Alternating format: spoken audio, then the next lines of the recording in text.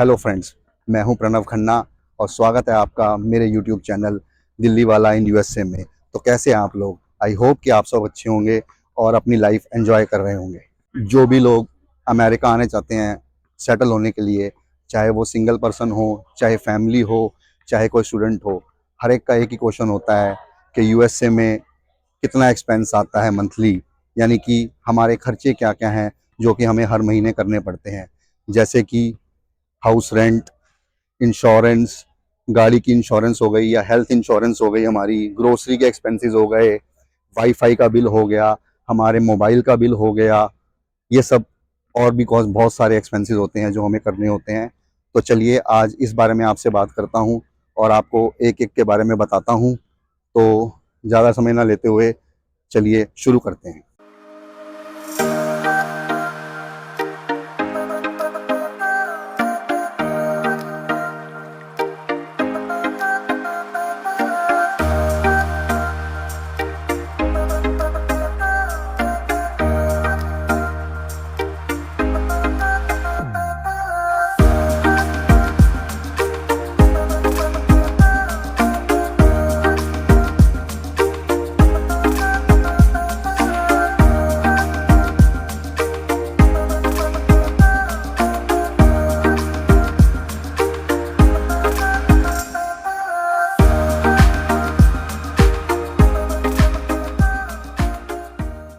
तो सबसे पहले बात करते हैं हाउस रेंट के बारे में, जो कि आपकी इनकम का मेन एक चंक लेने वाला है।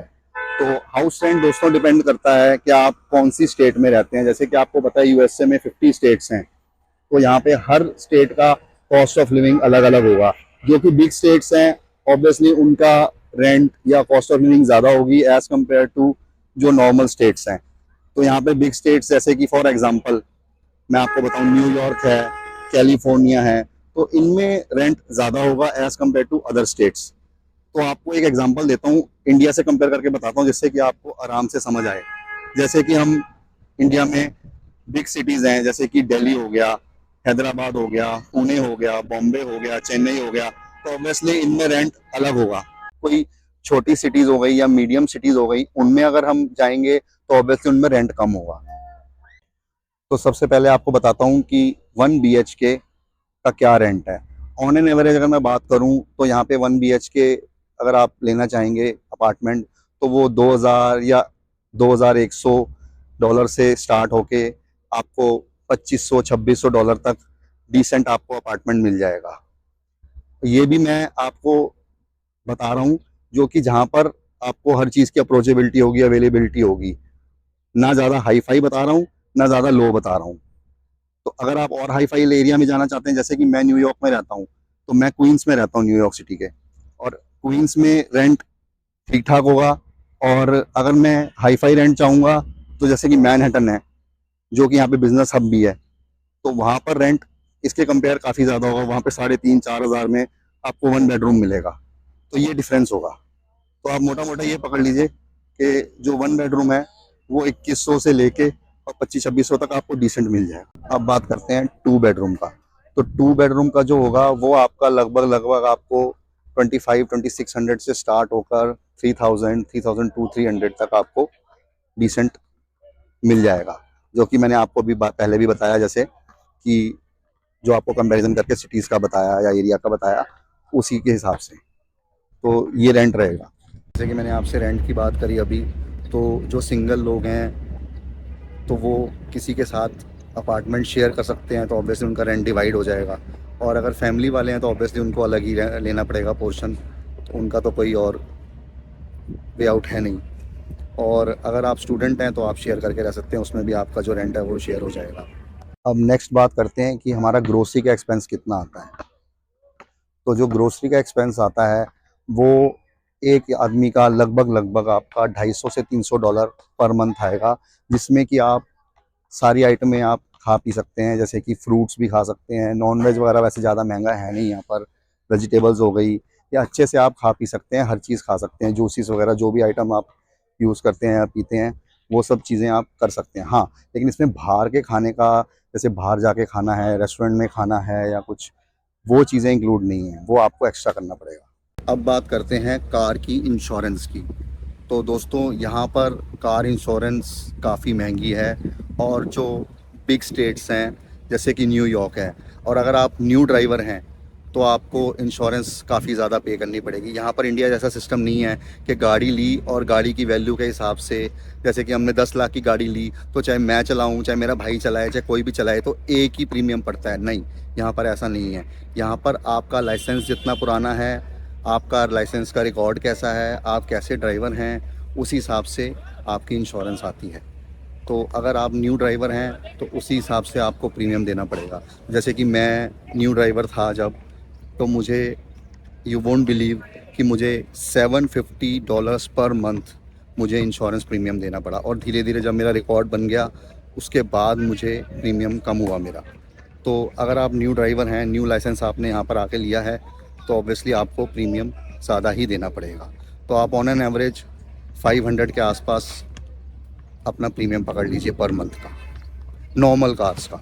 अब हाई एंड गाड़ियों का फिर ऑब्वियसली उसी हिसाब से बढ़ जाएगा। अब नेक्स्ट आता है हमारा इंटरनेट का बिल या वाईफाई का बिल। तो वाईफाई का बिल यहाँ पर वही $50 के अराउंड आपको वाईफाई मिल जाएगा, अच्छा अनलिमिटेड। तो ये आपका वाईफाई का रहेगा। और अगर मैं मोबाइल फ़ोन की बात करूँ तो मोबाइल फ़ोन का जो बिल है, यहाँ पे मोबाइल फ़ोन के जो प्लान्स हैं इंटरनेट के, वो कॉस्टली हैं, बट आपको $50 के अराउंड पर मंथ में अनलिमिटेड वाला प्लान मिल जाएगा। तो आगे बात करते हैं हेल्थ इंश्योरेंस की। जी हाँ, हेल्थ इंश्योरेंस यूएसए के अंदर बहुत ज़्यादा ज़रूरी है, बिकॉज़ यहाँ पर अगर आप बिना हेल्थ इंश्योरेंस के डॉक्टर को दिखाने जाते हैं तो वो इतनी फ़ीस ले लेगा कि अगली बार आपकी शायद हिम्मत ही ना हो जाने की। तो इसलिए हेल्थ इंश्योरेंस यहाँ पर मस्ट है। अगर आप जॉब करते हैं तब तो हेल्थ इंश्योरेंस जो है आपकी कंपनी कुछ पार्ट उसका पे कर देती है और बाकी आपको करना है। लेकिन अगर आप फैमिली के साथ रह रहे हैं तो आपको ऑब्वियसली फैमिली के लिए तो हेल्थ इंश्योरेंस परचेज़ करनी ही पड़ेगी।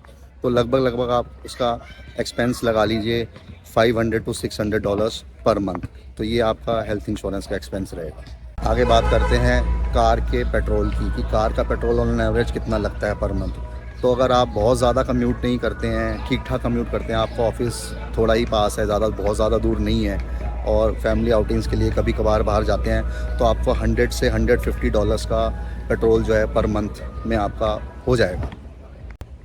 और अगर मैं यूटिलिटीज़ की बात करूं तो आपका इलेक्ट्रिसिटी बिल, अगेन वो डिपेंड करता है कि आप, जैसे गर्मियां हैं तो गर्मी में आप कितना एयर कंडीशन वगैरह चलाते हैं, और सर्दी यहाँ पर काफ़ी पड़ती है। जैसे कि अलग अलग स्टेट्स हैं, जैसे कि मैं न्यूयॉर्क में रहता हूँ तो यहाँ पे सर्दी काफ़ी पड़ती है। तो अगर मैं हीटर चलाता हूँ तो ऑन एन एवरेज मेरा जो बिल है वो 150 या 200 के अराउंड ऑन एन एवरेज आता है, क्योंकि मैं अपनी फैमिली के साथ रहता हूँ। बाकी जो सिंगल रहते हैं या स्टूडेंट्स रहते हैं वो इसको डिवाइड कर सकते हैं नंबर ऑफ़ पीपल में। और ऐसे ही गैस का है, अगर गैस का देखूं तो मैं अराउंड 150 to 200 इसका भी आपका पर मंथ का एक्सपेंस फैमिली के साथ रहने वाले का आएगा, और अगेन वही आप उसको डिवाइड कर सकते हैं।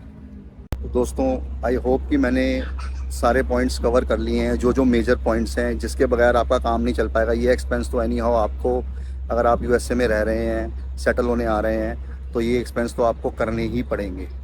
तो उम्मीद है कि आपको मेरा वीडियो पसंद आया होगा। अगर आपको मेरा वीडियो पसंद आया है तो प्लीज़ इसे लाइक कीजिए, शेयर कीजिए अपने फ्रेंड्स वगैरह के साथ, रिलेटिव्स के साथ, और मेरे चैनल को सब्सक्राइब कीजिए, ताकि मैं यूएसए के बारे में नए नए टॉपिक्स पर आपके लिए वीडियो ला सकूं।